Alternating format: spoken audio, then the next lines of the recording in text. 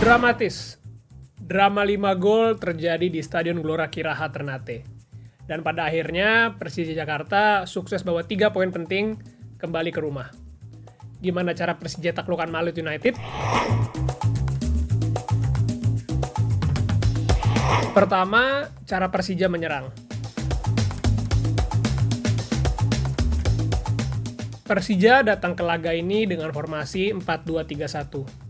Kecerdasan dan mobilitas para pemain menyerang jadi andalan mereka dalam pertandingan kali ini. Dalam laga kemarin, Persija sering melakukan progres lewat tengah. Secara spesifik, ini berarti mereka sering berusaha untuk menemukan pemain di ruang antar lini. Baik back maupun gelandang Persija sukses untuk melakukan kombinasi ke ruang tersebut. Alhasil, ini membantu mereka untuk mudah mencari para pemain depan Persija untuk melakukan tusukan di sekitar kotak penalti Malut. Peran para pemain depan Persija juga patut diapresiasi. Pasalnya, mereka menunjukkan mobilitas tinggi dalam pertandingan kemarin.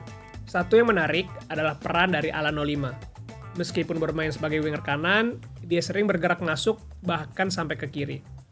Tujuannya adalah untuk membantu Persija menumpuk pemain menyerang di satu area tertentu sehingga mempermudah mereka melakukan tusukan. Gerakan Alano ke dalam juga sering membantu bek kanan Persija, Bruno Tubarão, dapat naik melakukan overlap. Aksi Tubarão inilah yang berujung pada gol perdana Aladin Ajaray bagi Macan Kemayoran. Kedua, strategi bola mati Persija. Pada laga kemarin, Malut menggunakan pola man-to-man dalam bertahan menghadapi situasi bola mati. Ini berarti mereka cenderung melakukan penjagaan orang dalam menghadapi set piece tim tamu. Persija sendiri punya beberapa cara menghadapi hal ini. Yang pertama adalah dengan menggunakan crossing langsung. Karena kotak penalti penuh, biasanya Persija mencari pemain yang datang dari sisi yang jauh. Meskipun gagal mencetak gol, namun ada satu momen di mana Persija sukses menciptakan peluang melalui skema ini. Selain itu, Persija juga beberapa kali melakukan operan-operan pendek dalam situasi set piece mereka. Ini membantu mereka punya keunggulan jumlah di area bola. Tidak hanya itu, bermain pendek juga mampu membantu mereka menciptakan kekacauan di area kotak penalti. Pasalnya, para bek Malut harus beradaptasi dengan posisi bola yang kini lebih dekat dengan gawang. Satu gol sundulan dari Jordi Amat yang bisa berlari bebas membuktikan hal tersebut. Skema set piece pendek juga masih jadi andalan Persija di babak kedua. Terbukti, gol spektakuler Fabio Calonego lahir dari pola tersebut.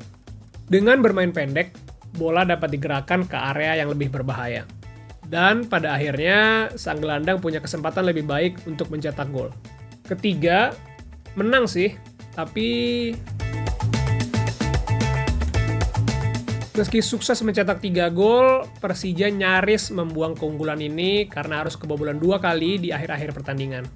Hal yang paling mencolok adalah kebobolan dari umpan silang. Sejak babak pertama, sebenarnya Malut sudah beberapa kali menargetkan sisi tiang jauh pertahanan Persija.